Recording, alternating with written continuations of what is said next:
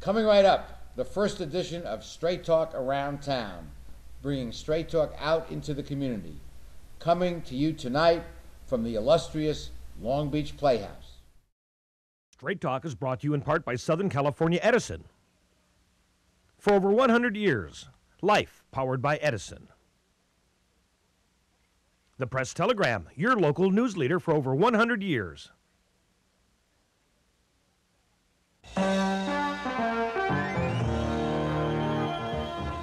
Join us for tonight's edition of Straight Talk.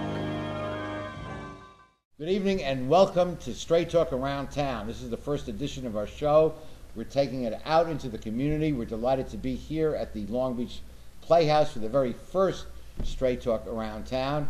And I'd like to introduce the co-host for this special show, Dee Dee Rescher, noted actor. Dee Dee, welcome to our show. Thanks, Art. Great to be here. Dee Dee, and we're here in a playhouse environment, and Dee Dee has a long and distinguished career on stage and screen. But we are here with our very first guest. Lauren Morris is the executive director of the Playhouse. And Lauren, thank you for having us in your venue. Absolutely. It's an honor. It's really fun to do this here. The Playhouse has been here for 90 years and is a real gem of this community. It is, and it's kind of an icon at this point. The building has been here since the 50s, and we've done over 1,000 productions right here in these walls, so you're part of history now. I read somewhere that this is the oldest continually performing playhouse west of the Mississippi. That's right. You got all of those in order, yeah, and that is correct. That's incredible. And there's a lot of love and volunteers, and people just love to participate and hang out and be part of this.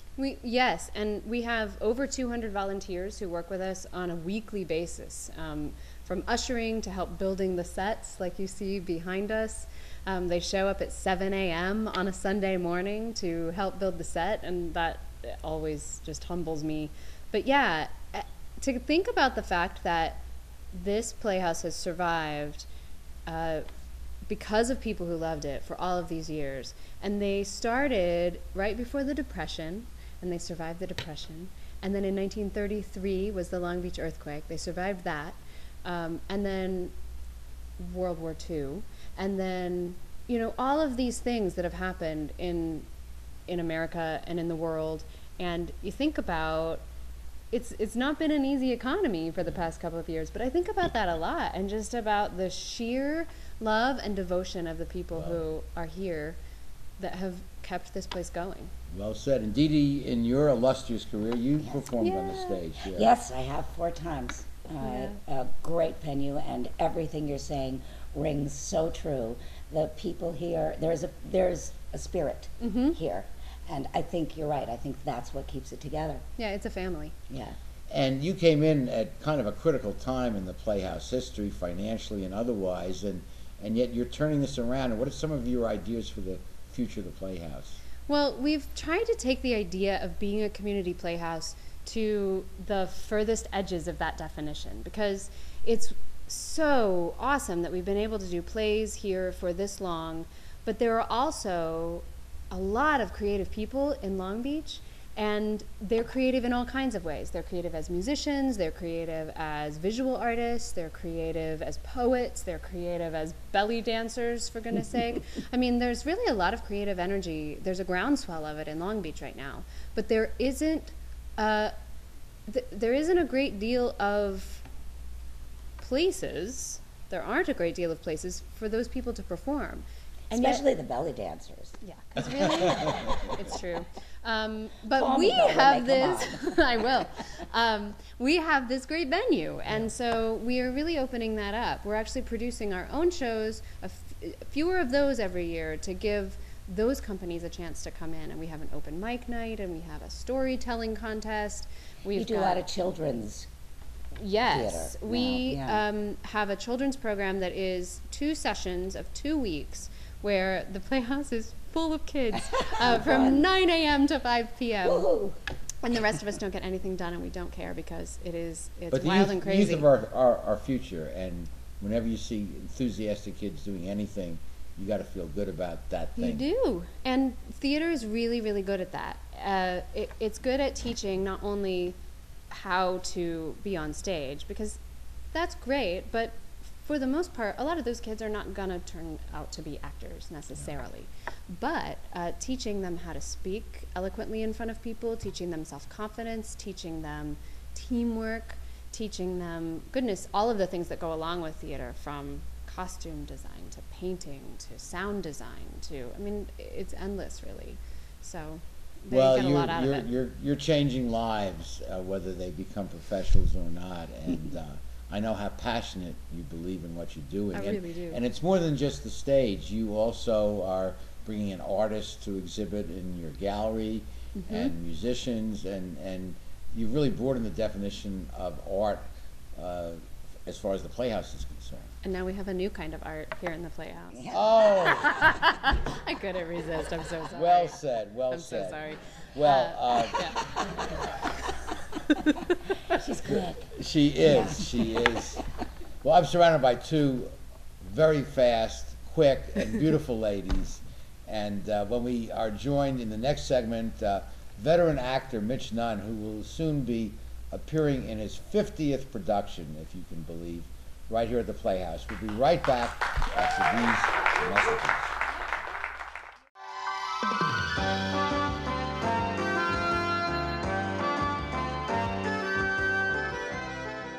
Supported by Edison International.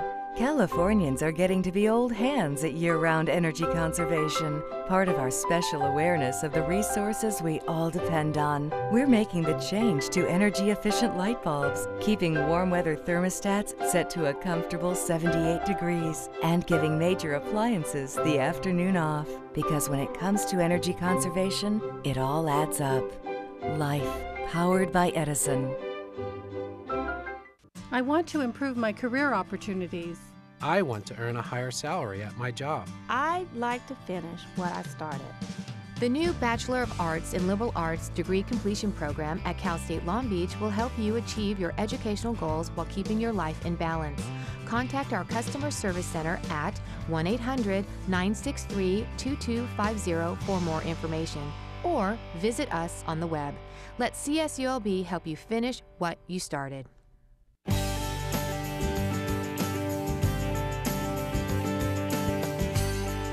This is Audrey Kerr, sharing with you just one of the 100 centennial moments we chose to mark this special occasion.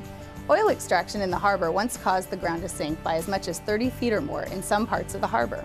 The solution to this subsidence, pumping salt water into the ground to keep it from sinking, is considered by all an engineering wonder.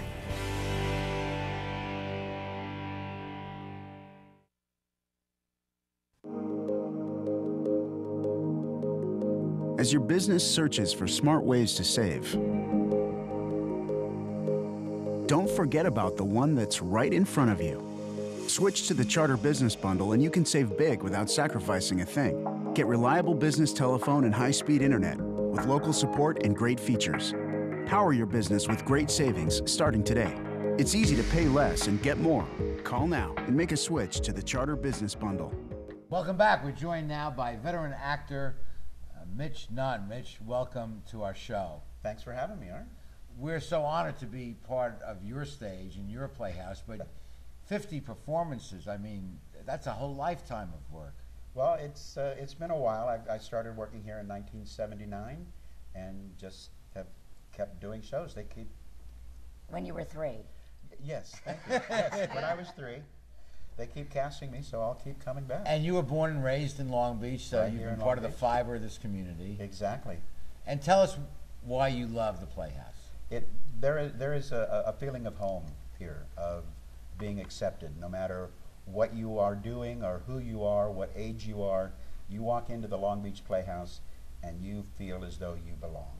And that is just a feeling that you can't get at just about any other theater that you work at.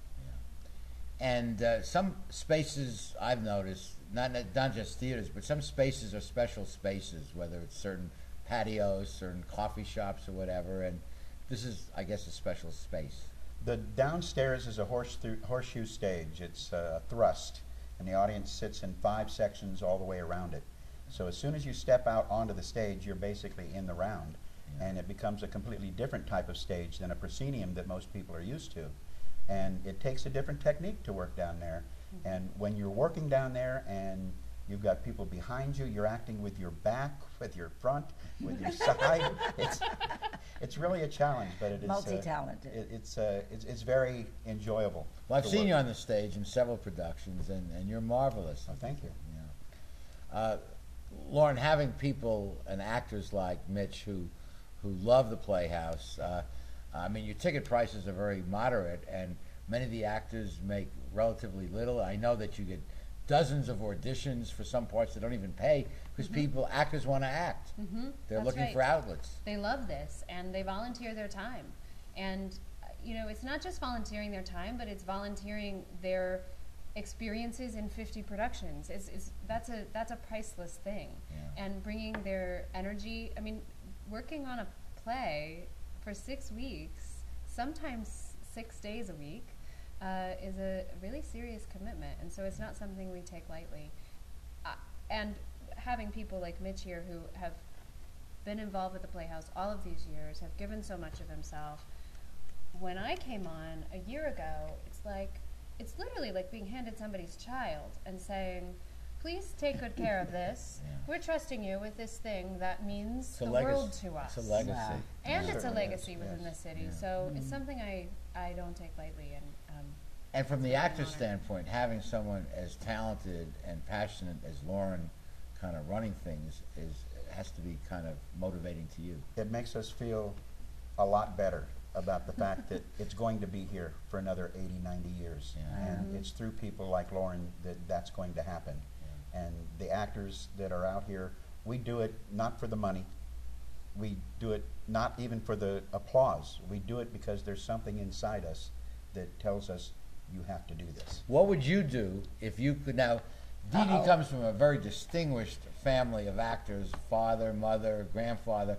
But what would you do if some law was passed that you could not act for the rest of your life? I'd find a way. I would find a way. If, anybody got a barn? That's how they used to do it in the old days. That's true. And if anybody can do it, she can. It took me 2 hours to read her resume. Yeah. But that's the thing, It you is do. You impressive. have that thing inside you that you need to do it. You want to do it. It's a very communal experience, not only with the other artists that you're working with, but also with the audience. And so there's no feeling like that in the world. It's true. There's no business. It's like show business. There really isn't. There really isn't. There really isn't. Now, Mitch, I know from reading your distinguished resume that you also do voiceovers, and this is a great talent which you exhibited at the radio show performance we did a few weeks ago. Yes. But how do you master all these different dialects and this wonderful voice that you have? It's just practice over the years and wanting to do something like that. When I was very young, I had a speech impediment.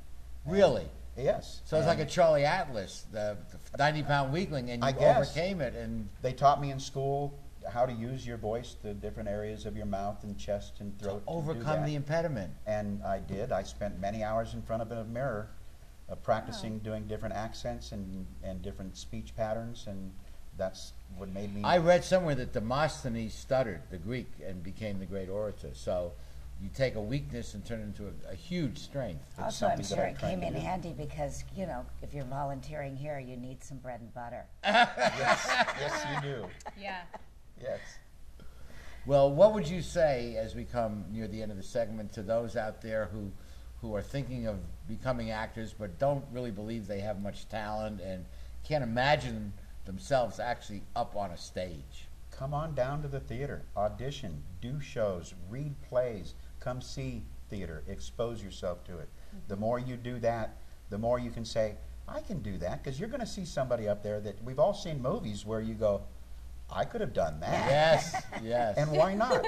Go ahead and make that effort and make it happen. Well said. I know you have to leave us for rehearsal. What show will you be in? Will this next show be your 50th? It'll be the 50th production that I will be working on. And what show is it? We'll give you a plug. Steve Martin's The Underpants. Oh, my. Oh, my. Yes. Well, thank you so much for joining us, and look forward to seeing you on the stage. Thank you very much. It was great to be here. Okay, we'll be back more of Straight Talk Around Town after these messages.